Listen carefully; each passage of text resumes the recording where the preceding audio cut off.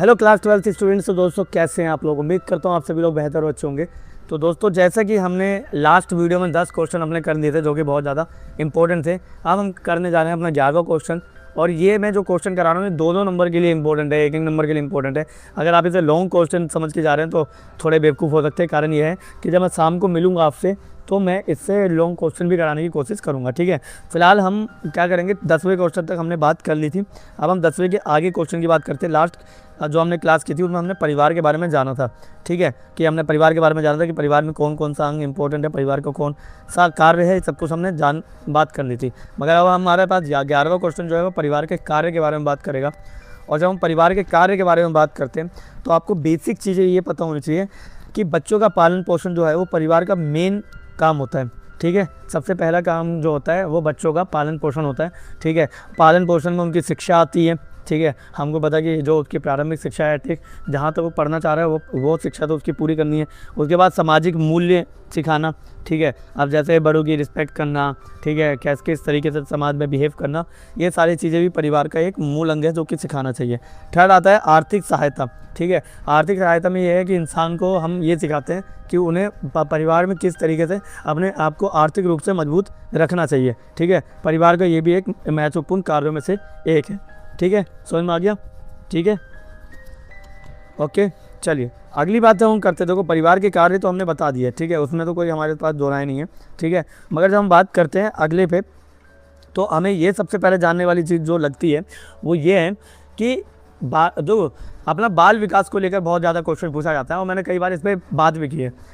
अगर आप बाल विकास के बारे में जान रहे हैं, बात कर रहे हैं, तो उसमें सबसे बड़ी बात है कि बच्चे के शारीरिक, मानसिक, सामाजिक और भावनात्मक विकास की प्रक्रिया बाल विकास कहलाती है। ठीक है, यानी बच्चा जो है उसका शारीरिक रूप से, ठीक है, मानसिक रूप से और समाज के लिए, ठीक है, वो अगर डेवलप है, ठीक है, तो ये क्या कहलाता है, और भाव, फीलिंग, ठीक है, फीलिंग्स उसकी डेवलप है या नहीं है, ये सब मैटर करती है जब भी हम बात करते हैं किसकी, समाज के अंदर विकास की।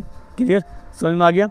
ठीक है, तो मैंने आपको क्या बताया, सुना, मैंने आपको बताया बाल विकास का मतलब होता है बच्चे के शारीरिक, मानसिक, सामाजिक और भावनात्मक विकास की प्रक्रिया को हम कहते हैं बाल विकास। ठीक है, बताओ, क्लियर ये वाला पॉइंट? ठीक है, समझ में आ गया?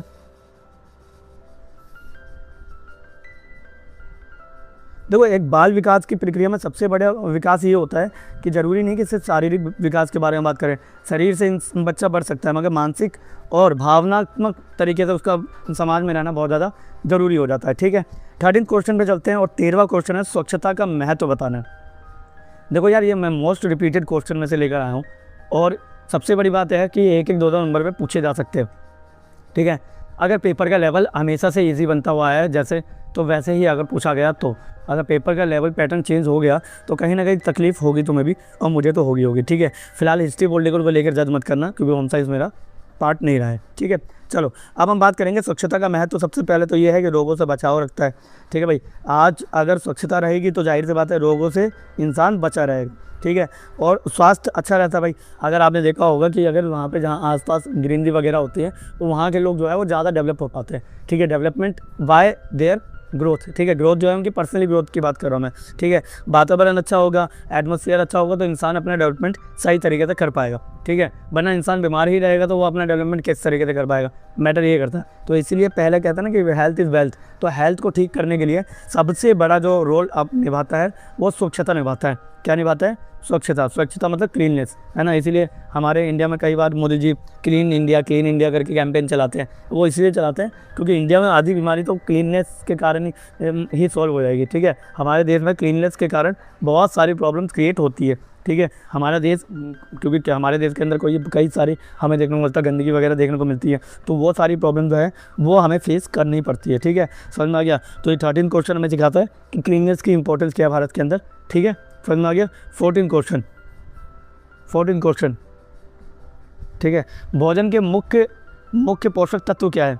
ठीक है, मैंने इसके बारे में फर्स्ट क्वेश्चन जब पढ़ाया था तब भी मैंने आपको बताया था कि भोजन के मुख्य पोषक तत्व पूछे जाते हैं। ठीक है, अगर ज़्यादा डीप में जाएंगे तो वो कार्बोहाइड्रेट के बारे में डीप में पूछ लेगा कि भाई इसके इंपॉर्टेंस क्या है, इसके अंदर क्या क्या चीज़ है। फिर उससे आप पूछ लेगा कि भाई प्रोटीन किस में मिलता है, 4 ऑप्शन दे देगा, उनमें से बोल देगा इनमें से प्रोटीन किस में मिलता है। ठीक है, तो इस तरीके से वो क्वेश्चन को घुमाएगा। क्वेश्चन ज़्यादा डीप में नहीं आते, बस क्या होता है कि हमें थोड़ी नॉलेज कम होती है। ठीक है। और वो उन्हीं चीज़ को टारगेट करते हैं जो टारगेटेड हो सकती हैं, ठीक है। कार्बोहाइड्रेट, प्रोटीन, वसा, विटामिन, खनिज, ये सारी चीज़ें जो हैं, हाँ ये सारी चीज़ें जो हैं वो हमारे अंदर क्या होती है, पहले से ही होती है, ठीक है। समझ में आ गया। हमारे खाने के अंदर बहुत ज़्यादा देखने को मिलती है, ठीक है। पानी उसका एक इम्पॉर्टेंट पार्ट बन जाता है, मगर मेनली जो पार्ट पूछा जाता है वो प्रोटीन, वसा, विटामिन, खनिज, ये सब कुछ हमें कहीं ना कहीं उससे मिलते हैं। कहीं से, कभी दाल से मिल जाएगी, कभी सब्जी से मिल जाएगी, है ना, कभी किसी और से मिल जाएगी। तो क्या है कि ये अलग अलग तरीके से हमें अपने खाने के अंदर किसी न किसी थ्रू से, किसी न किसी के थ्रू हमें ये सारी चीज़ें मिल जाती हैं, ठीक है। आप डायरेक्ट जाके प्रोटीन वसा नहीं ले लोगे, आप विटामिन नहीं ले लोगे, ठीक है। पालक खाओगे तो आपको मिलेगा, पालक के अंदर आपको आयरन मिल जाएगा, ठीक है। कल समझ में आ गया। अब तुम ये सोचोगे नहीं पालक नहीं खाऊंगा मैं, आयरन मिल जाए, तो आयरन के नाम पे तो तुम्हें लोहा मिलेगा, ठीक है। तो खाने के अंदर जो हमें मिनरल्स मिलते हैं, जिसे हम खनिज बोलते हैं, वो हमें खाने के थ्रू हमारे शरीर में जाते हैं, और खाने के थ्रू हमारे शरीर के अंदर उस मिनरल्स के अंदर मतलब वो सारी चीज़ें फैल जाती हैं, और जिसको जो चीज़ चाहिए होती है। अगर किसी शरीर के अंग को कार्बोहाइड्रेट की ज़्यादा डिमांड है तो वो कार्बोहाइड्रेट वहाँ पे ज़्यादा पहुँचा देगा, ठीक है। वहीं पे अगर कहीं प्रोटीन की ज़्यादा डिमांड है तो वो प्रोटीन वहाँ पहुँचा देगा, ठीक है। इसलिए हमसे बोला जाता है कि हरी सब्जियाँ खाओ, फल फ्रूट खाओ, है ना, समझ में आ गया। वो इसलिए कहते हैं ताकि हमारे अंदर किसी भी चीज़ की कमी ना पड़े, ठीक है, समझ में आ गया। तो ये होम साइंस का पहला पार्ट यही होता है कि होम साइंस हमको सिखाता है कि देखो दुनिया सीखती है खाना क्या है ना, तुम ये सीखते हैं कि खाने में भी क्या खाना है, ठीक है। तो ये मैटर करता है, ठीक है। मैटर ये नहीं करता कि होम साइंस खाना बनाने का काम है, मैं होम साइंस में बहुत सारी चीज़ होती है, ठीक है। अब आता है एनीमिया क्या है। तो एनीमिया हम सब जानते हैं, एनीमिया के अंदर आपने कभी किसी की आंखें पीली होती हुई देखी हो तो उसका पीला होना कारण ये है हीमोग्लोबिन की कमी। और हीमोग्लोबिन कब आता है, जब शरीर में आयरन की कमी आती है, ठीक है। जब शरीर में आयरन की कमी आती है तो हीमोग्लोबिन क्या हो जाता है, कम हो जाता है, ठीक है। और ऐसे सिचुएशन को एनीमिया कहा जाता है। और ऐसे पेशेंट को हमें पालक खाने के लिए बोलते हैं, और ऐसी चीज़ें खाने के लिए बोलते हैं जिसके अंदर आयरन ज़्यादा होता है, समझ में आ गया। इसलिए आपने देखा होगा कि हमारे यहाँ हमेशा फूड में सबसे पहले हमारी मम्मी जो होती है वो हमेशा बोलते हैं हरी सब्जी खाओ, हरी सब्जी खाओ, विटामिन होती है, आयरन होता है, ये होता है। तो कारण ये है कि हरी सब्जियों में सब कुछ पाया जाता है, इसीलिए आपको बता रहा हूँ मैं। इसीलिए आपको क्या होना चाहिए, इन सारी चीज़ों पे डिपेंडेंस होना चाहिए, क्योंकि अच्छी ज़िंदगी जीने के लिए आपको आयरन तो मतलब ये सारी चीज़ें जो भी खनिज है, ठीक है, ये आयरन हो गया, ये सारी चीज़ें तो आपको अपने डेली यूज़ में देखना ही पड़ेगा, ठीक है। फिर आता है आयरन का स्रोत क्या है। 16 क्वेश्चन पूछ रहे हैं भाई आयरन किस किस में मिलता है। आपने अभी बोला ना कि आयरन, तो आयरन मिलता किस किस में, बड़ी बात तो ये है। तो मैंने अभी क्या कहा, हरी पत्तेदार सब्जियों में। अब ये हरी पत्तेदार सब्जियाँ क्या होती है, पालक, सोया, ठीक है, समझ में आ गया। मटर में भी थोड़ा बहुत आयरन में देखने को मिलता है। तो जिसमें हरे पत्ते वाली जो भी होगी, ठीक है, जो भी हरे पत्ते वाली होगी वो सारी की सारी सब्जियां इसमें हमें देखने को मिलेगा, ठीक है। उसके बाद आप गुड़ देख लीजिए, गुड़, ठीक है भाई, गुड़ देख लो, दालें देख लो, पालक देख लो, है ना, ये सब चीज़ें भी इसी में आती हैं, समझ में आ गया। तो आपके घर में गुड़ तो पाई जाती हैं, दालें भी पाई जाती है, पालक भी पाई जाती हैं। तो ये सारा का सारा आयरन की कमी आपके शरीर के अंदर कम करता है, ठीक है, समझ में आ गया। अब नहीं तो फिर आयरन से होने वाली बीमारी आपको पता होगा, 1 नंबर के क्वेश्चन में पूछ सकता है एनीमिया किससे होता है, तो आपको क्या बताना है, आयरन।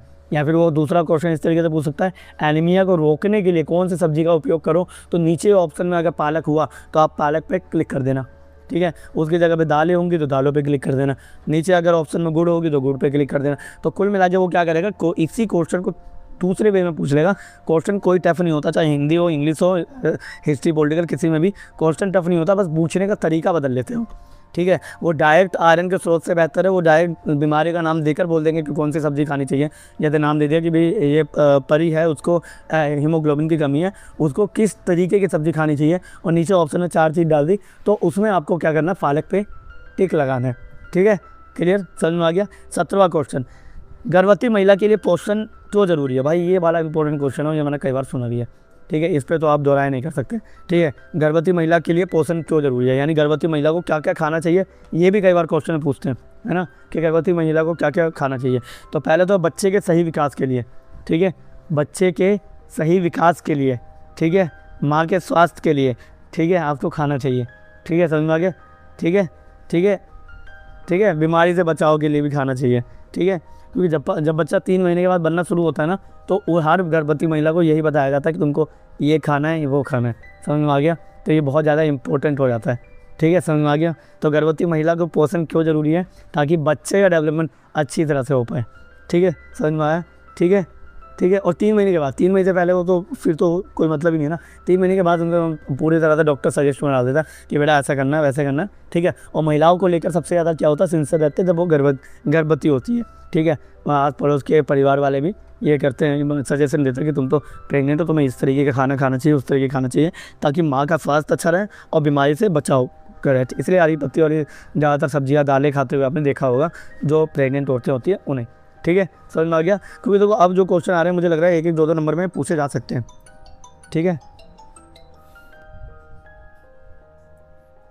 अब हम नेक्स्ट क्वेश्चन की तरफ जब चलेंगे तो हम देखेंगे कि नेक्स्ट क्वेश्चन है शिशु आहार क्या है। शिशु आहार क्या है, यानी जब बच्चा छोटा होता है, बिल्कुल शिशु यानी नवजात होता है, इन्फेंट्स होता है। ठीक है, तो इसे क्या क्या देना चाहिए। तो बच्चों के लिए दिया जाने वाला पौष्टिक और हल्का भोजन शिशु आहार कहलाता है। हम कई बार बच्चों को बोलते हैं कि बेटा दाल पियो, दाल हल्की होती है मगर उसके अंदर बहुत सारे विटामिन वगैरह होते हैं। ठीक है, तो आहार के बारे में बात कर रहे हैं हम। आहार जो है वो, ठीक है, ये सारी चीज़ें जो है दलिया, ठीक है, खीर, ये जो आपको देखने को मिल रहा है यहाँ पे, ये सारी की सारी चीज़ें जो है इमेज में आपको देखने को मिल रही है, वो सब बच्चों के लिए, बच्चों के खाने के लिए बहुत ज़्यादा इंपॉर्टेंट है। ठीक है, समझ में आ गया।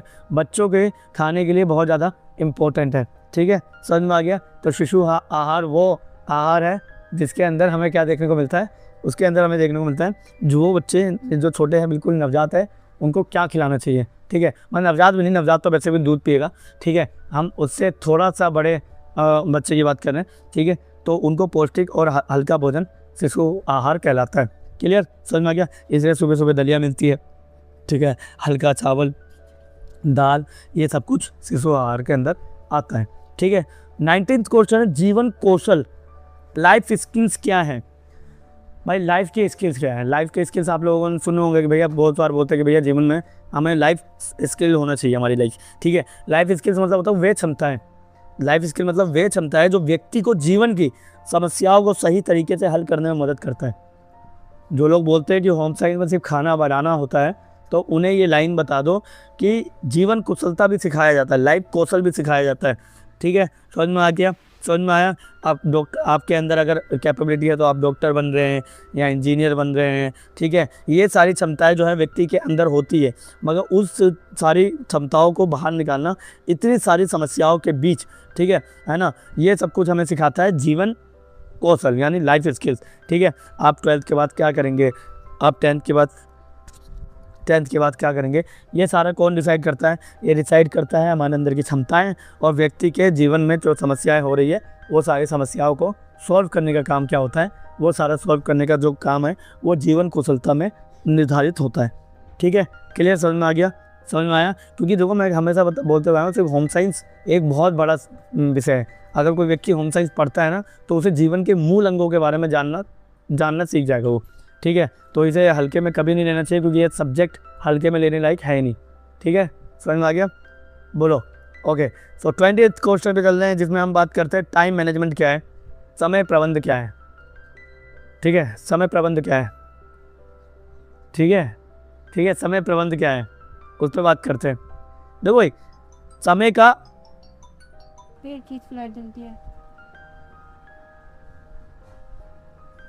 देखो समय का सही तरीक़ा से उपयोग करना ही समय प्रबंधन कहलाता है। जब हम बात करते हैं टाइम मैनेजमेंट की, तो टाइम मैनेजमेंट का मतलब होता है कि भैया आपके पास एक टाइम है, आपके पास 2 साल है, 3 साल है, उसको सही तरीके से मैनेज करने का काम क्या है, टाइम मैनेजमेंट का। ठीक है, सही तरीके से टाइम मैनेजमेंट का काम यही होता है, टाइम को मैनेज करना।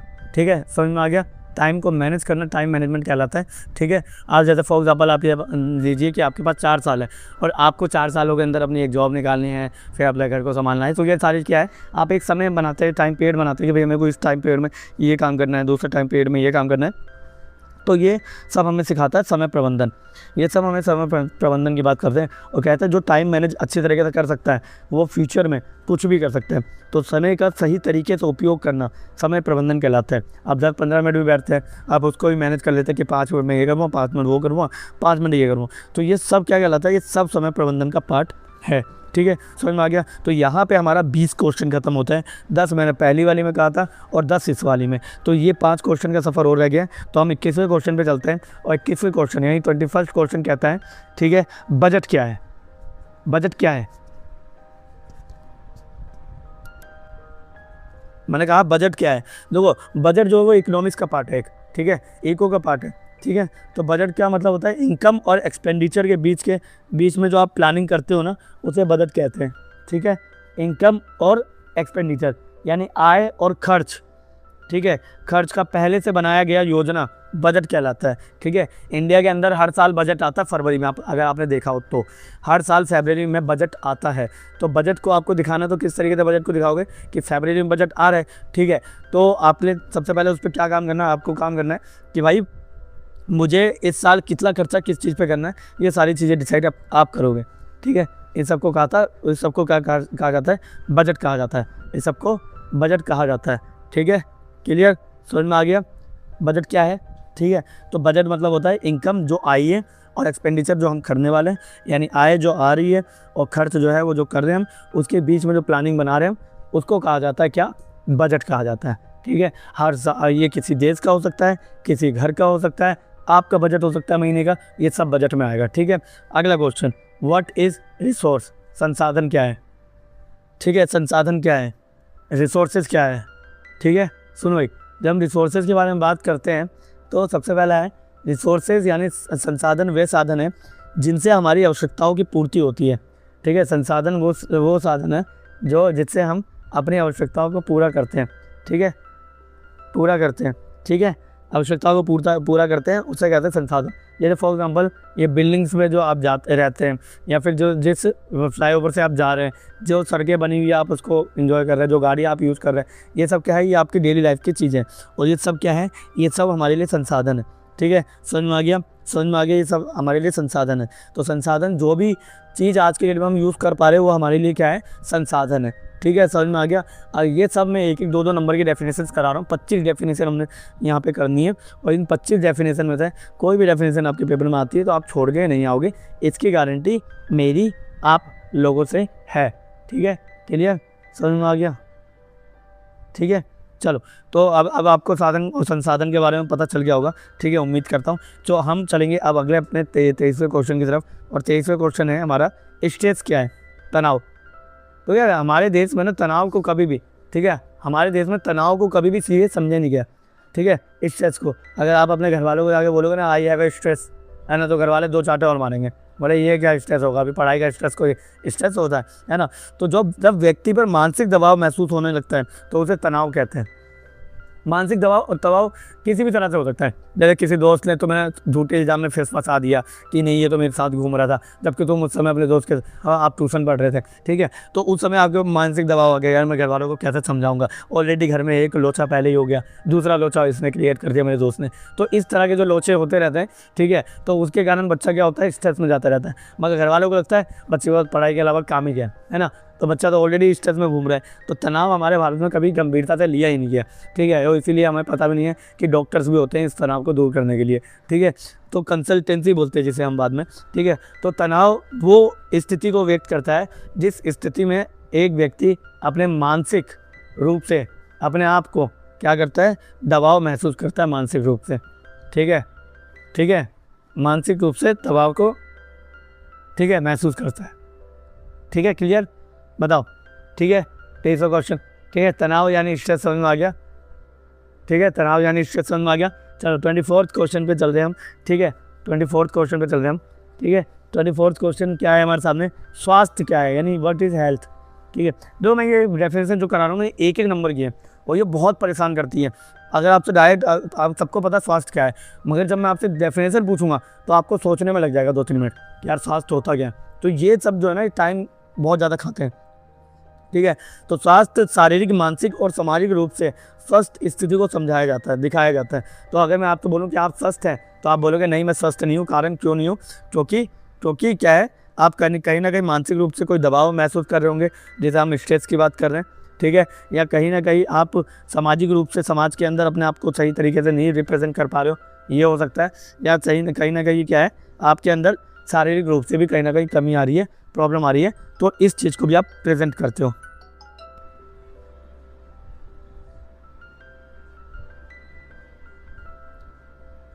ठीक है। तो स्वास्थ्य के लिए तो हम इतना ही कहेंगे कि भाई स्वास्थ्य जो है वो इंसान को पूरी तरह से होना चाहिए, ठीक है, पूरी तरह से इन द सेंस कि मानसिक रूप से, सामाजिक रूप से और ठीक है हर तरीके से उसे स्वस्थ रहना पड़ेगा, तब हम उसे स्वस्थ कह सकते हैं। समाज में अपने आप को रिप्रेजेंट कर पा रहा नहीं कर पा रहा, ये ज़्यादा मैटर करता है। अगला क्वेश्चन है पोषण की कमी से होने वाले रोग।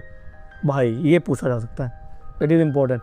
2 नंबर में पूछा जा सकता है कि पोषण की कमी से क्या क्या रोग होते हैं। तो पहला रोग तो आप लोगों को पता होना चाहिए, ठीक है, एनीमिया, जो कि मैंने एनीमिया के बारे में बताया था, जिसमें मैंने आपको कहा था पालक खाना, नहीं तो आंखें पीली पड़ जाएगी, है ना।